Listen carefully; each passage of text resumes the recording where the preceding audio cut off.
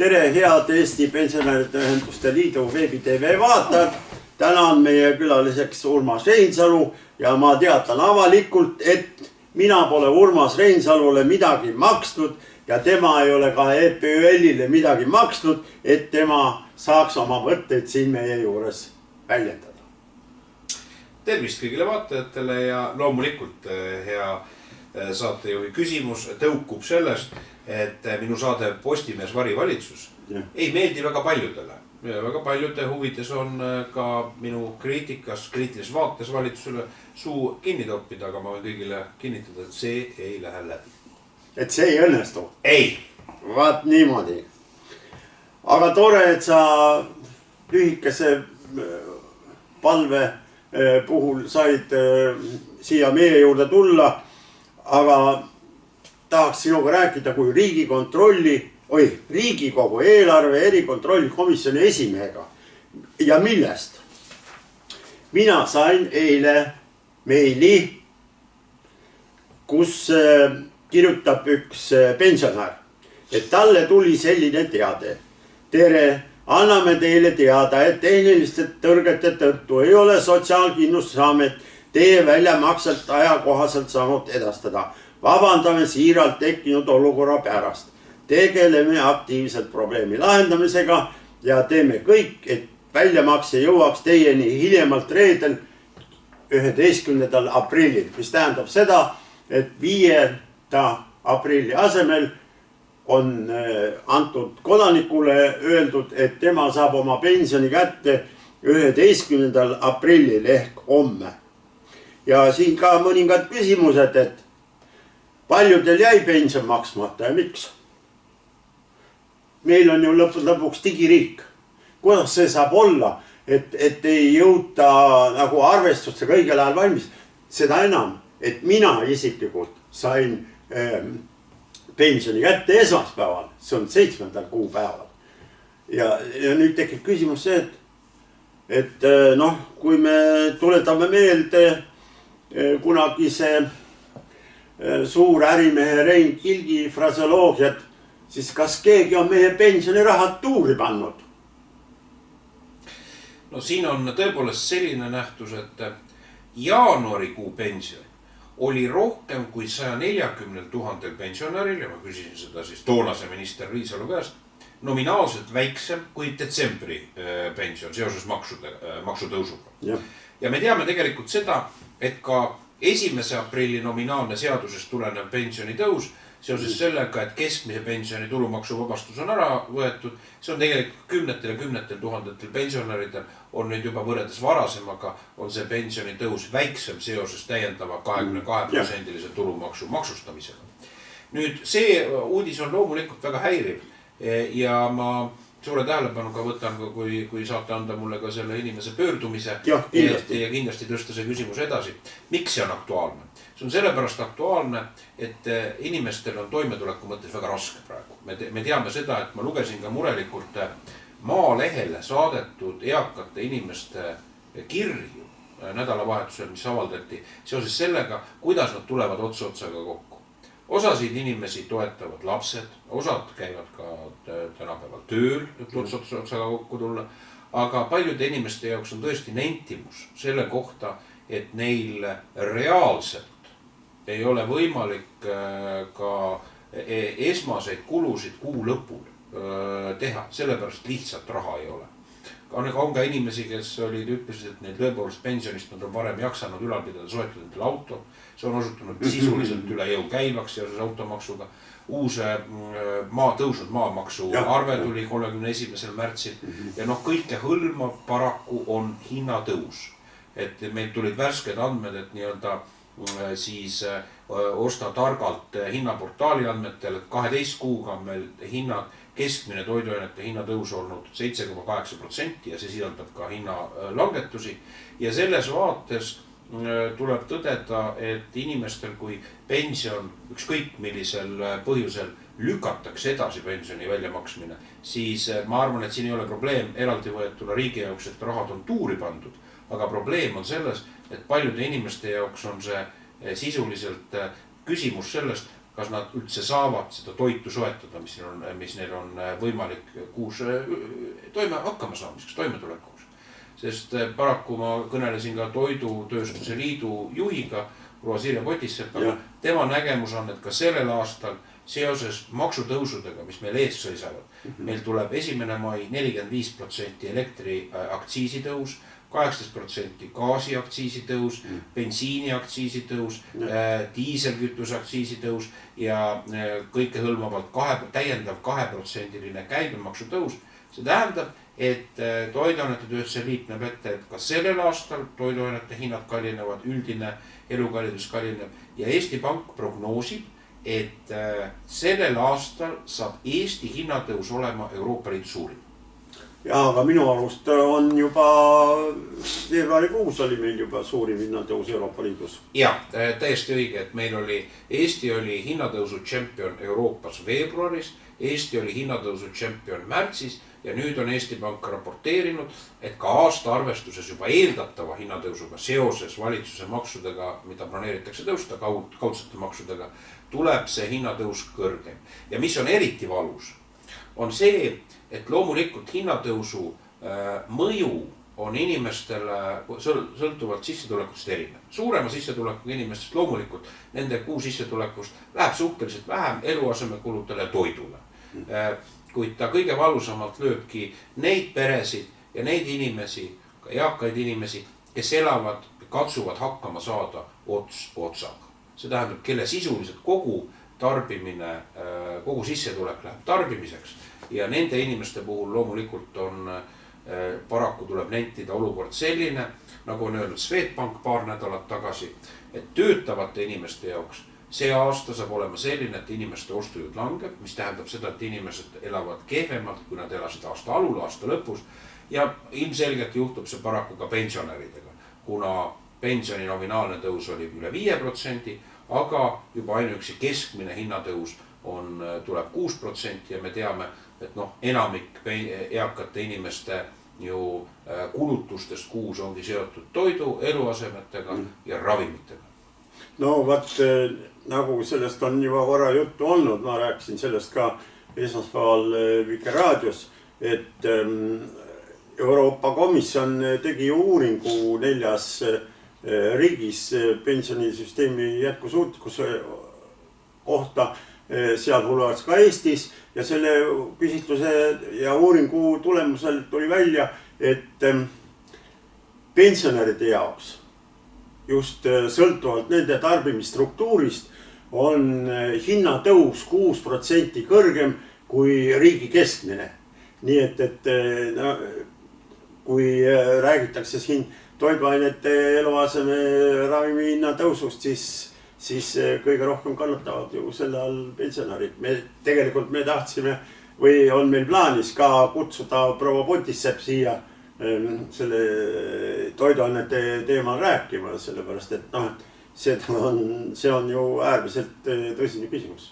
Absoluutselt ja kui me vaatame ka sellel nädalal teatas Lenno Uusküla Luminori analüütik, et sesoonselt korrigeerituna ainuüksi märtsikuu võrreldes siis veebruariga hinnatõus toiduainetele oli 1%. Kui seda võtta aasta peale, siis on tegelikkuses võib tulla juba ka keskmiselt üle 10% ja Konjunktuuriinstituudi direktor Peeter Raudsepp ennustabki, et kuna käibemaksu tõusu on valitsus ajastanud just enne jaanipäeva, kus niikuinii inimesed teevad oste, see tähendab, et see hinnašokk võib tulla oluliselt suurem loomulikult kui ainult 2%. No jah, aga ega maamaks tõusis ka ikka kõvasti ja kõige toredam oli lugu see, et mul oli maamaks oli 110 eurot, aga 100 eurot oli vaja kohe maksta. 10 eurot oli aasta lõpus vaja maksta.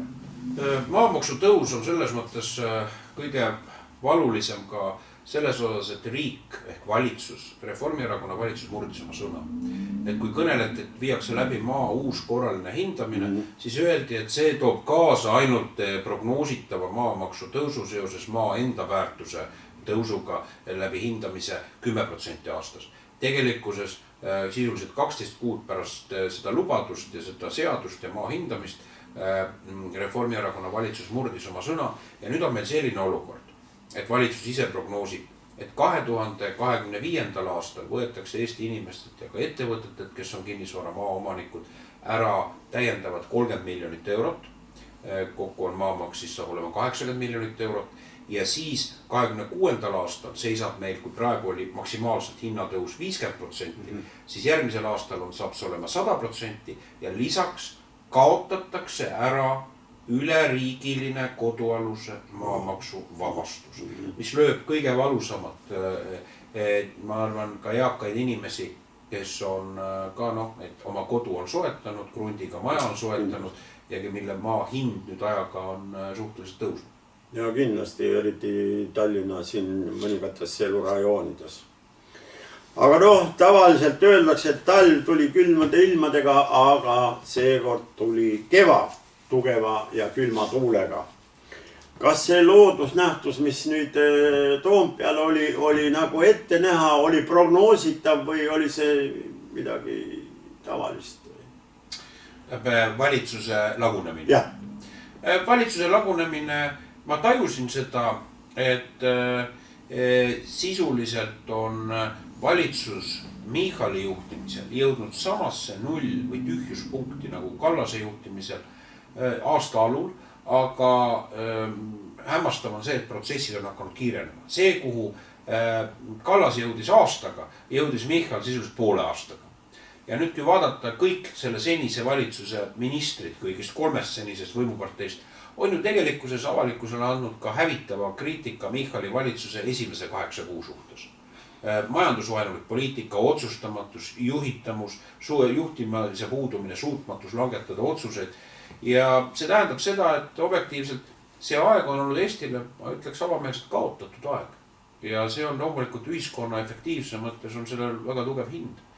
Ja Kristen Michal võttis selle operatsiooni, Reformierakond võttis selle operatsiooni loomulikult ühel põhjusel. Et selle eesmärk on, selle põhjus on hirm Isamaa ees ja soov põgeneda oma poliitika eest ja vastutuse eest selle poliitika puhul. Nende retoorika on nüüd muutunud mingit pidi. Nad kõnelevad bürokraatiast, kõnelevad sellest, et neile meeldivad hoopis madalad maksud. Aga see on loomulikult, ma arvan, Eesti inimesed hammustavad selle läbi, et see on tegelikkuses samad mehed ja naised, kes on 2 aastat seda riiki juhtinud ja teinud loendamatu arvu valestarte, tulevad nüüd ja katsuvad tõsise näoga uuesti rääkida ühiskonnas nii-öelda senise juhtimise korrigeerimisest. Ja ma toon ühe näite, et kui me mäletame, kus 3 võimupartei juhti 6 aega tagasi tulid Eesti rahva ette ja ütles, et ühel nädalavahetusel 3 hommikuma tarka leppisid kokku, milline on Eesti energeetika pikaajaline plaan, mis näeb ette 2,6 miljardit eurot kulutada meretuuleparkide subsiidiumideks kõigi Eesti elektritarbijate taskust ning sellel on tohutu analüütiline baas taga, et see toob meile kaasa odava elektri hinna nõnda edasi. Tegelikkus, ma arvan, kõigi jaoks on selgunud, et hävitava ka ekspertide kriitika tulemusena, et see on olnud bluff, mitte mingit analüütilist baasi ei ole sellel taga, et see plaan on täiesti kõlbmatu ühiskonna jaoks. Ja toona ütlesid nad meile, peaminister ütles, kõik, kes on tema selle plaani vastu, nende miljardite elektri subsideerimiskava vastu teatud elektriärimeeste või ettevõtjate sektorite taskusse, tahavad Eestis kaost. Nüüd me ei tea üldse midagi, mis energeetikas juhtima hakkab. Samad mehed ja naised räägivad, et nüüd nad võtavad aja maha ja 2 kuud kulub neil aega, et töötada välja see kavatsus, kuidas Eesti riiki juhitakse. Neil ei läinudki 2 kuud, nad töötasid välja ju päris ruttu kavatsuse, et Enefit Green on vaja riigistada. Ja see on selles mõttes huvitav, et kui me läheme konkreetselt teemadele, siis oma nii-öelda koalitsioonileppe nad lubavad panna paika 2 kuuga, maikuuks. Ja ma arvan, et ka see on aja kaotus Eesti ühiskonnale ja pigem demonstreerib seda võimetust nii-öelda operatiivselt, reaalselt juhtida, kui sa oled 2 kuud aastat juba juhtinud ja nüüd ütled, et sa on vaja 2 kuud teha plaani, kuidas juhtida. Siis nüüd Enefit Greeni puhul on tõepoolest üllatav see, et seesama tänased 2 võimuparteid deklareerisid, et nende soov on riigi ettevõtete vähemusosalusi hoopis maha müüa. Möödus 72 tundi sõna otseses mõttes 72 tundi. Kui Eesti avalikkus sai teate, et riigi kontsern Eesti Energia ostab tagasi, siis võrreldes tänase turuhinnaga 40% kõrgemalt Enefit Greeni aktsiat börsilt ning ta teeb selle katteks on siis roheprojektide jaoks võetud 8%-lise intressiga võlakiri, mida ta Eesti Energia väljastas. Et see asi oleks segasem, siis ma sain teada just nimelt eile, et 15. veebruaril eelmisel aastal valitsus langetas ka Enefit Greeni kohta otsuse Rahandusministeeriumi ettepanekul ja see otsus nägi ette mitte riigistada ehk tagasi osta Enefit Greeni aktsiaid, vaid hoopis täiendav kogus neid aktsiaid maha müüa. Ja nüüd on huvitav, mille puhul meil avalikkusel ei ole teadmist. Avalikkus on läbi valgustamata. Mis on juhtunud nende 12 kuuga? Miks kui 12 kuud tagasi see sama seltskond ütles, et tuleks tegelikult täiendav osa Enefit Greeni aktsiaid maha müüa, siis nüüd on asutud äraspidile seisukohale. On võimalik, et Eesti Energia juhatuse esimehe härra Tureiko analüüs on siin selles mõttes relevantne, kes tunnistas avameelselt, et puhtalt taastuv energia äriettevõte, arvestades seda, kui ebastabiilne on juhuelekter, ei ole majanduslikult otstarbekas. Et see ongi tegelikult ebaökonoomne. Et see on selles mõttes, aga asetab meid ju tegelikult veelgi dramaatilisemasse kriitilisse olukorda. Sest vaatame asja perspektiivis. Tänane valitsus on lubanud, et ta viib Eesti 2030. aastaks 100% juhuelektri tootmise põhiseks kogu tarbimise mahus. Ja nüüd on selgunud, et lisaks sellele, et nagu eksperdid on öelnud, et see on kallis tarbijatele, et see tekitab varustuskindluse probleeme, on välja tulnud, et isegi ka tänaste taastuvenergia toetuste ja subsideerimise tingimustes see ei ole majanduslikult jätkusuutlik ja need ettevõtted eraldi võetuna võivad kinni kukkuda oma äriplaanidega. Ja minu küsimus on, et meil energeetikas valitseb täielik peataolek. Peaminister Michal on tema juhtimisel, kui ta oli kliimaminister, töötati välja energiamajanduse arengukava, mis on osutunud ühiskonna, ettevõtlusorganisatsioonide, ekspertide jaoks täielikult läbikukkumiseks. Teiseks, seesama naljanumber kliimaseadus, mida töötas 2 aastat välja härra Michal siis ministrina, hiljem peaministrina vedas seda, on nüüd selgunud, 2 nädalat tagasi valitsus ütles, et ta loobub sellest. Nüüd me kuulsime eelmisel nädalal, kavatseb sellega minna edasi. Ja see muudab asja väga segaseks, sest me ei tea, mida, kui see plaanimajanduslik projektid, mida ka siis Euroopa Liidu rohepöörde loogikas, mida valitsus nüüd ka 6 aega tagasi võttis vastu seisukoha, et ei ole piisav ka senine rohepöörde tempo. Eesti valitsus asus seisukohal, et me peame liikuma rohepöörde loogikas kiiremini ja me peame saavutama 90%-lise emissiooniheite neutraalsuse juba 2040. aastaks. Kõik Eesti ettevõtlusorganisatsioonid olid, ma kasutan kujundit põlvili valitsuses ja ütlesid, me ei tea, palju see maksab, me ei tea, mida see kaasa toob ja me ei tahagi, et see juhtuks. Et palun jätke ära, ärge võtke seda seisukohta. Kuid kahetsusväärselt valitsus sõitis sellest üle ja me kuuleme nüüd anekdootlikke seisukohti, näiteks seesama küsimus, et kas tuleb 100 miljoneid panna kaupluste parklatesse, et ehitada välja elektriautode laadimispunktid. Me tegelikkuses, kui see vastu võeti, kui valitsuspoliitilise seisukoha vastu võeti, siis ma hoiatasin seda, et meil ei ole mõtet uisapäisa joosta selles loogikas. Aga valitsus ütles, et keegi ei vaielnud vastu hoieti. Valitsus valetab, tuimalt valetab. Ma ise võtsin kokku kõik ettevõtlusorganisatsioonid ja sellele alusel koostasin valitsuse seisukohale alternatiivse seisukoha, mis nägi ette, et Eesti ei tohi mitte ühtegi sellist seisukohta heaks kiita enne, kui ei ole läbi viidud esiteks Eesti enda sees sotsiaalmajanduslik hinnang. Ja teiseks, kui ei ole ka Euroopa Komisjon koostanud hinnangu Euroopa liikmesriikide kaupa. Sest Euroopa Komisjon, kui ta selle Fit 55 paketi lauda pani, ta tegi seda nii-öelda üle-euroopalise, see oli 2021. aasta suvel, aga selle nii-öelda järelmid ja tehtud vigade järelmid hakkavad nüüd meile sülle, meie õuele sattuma.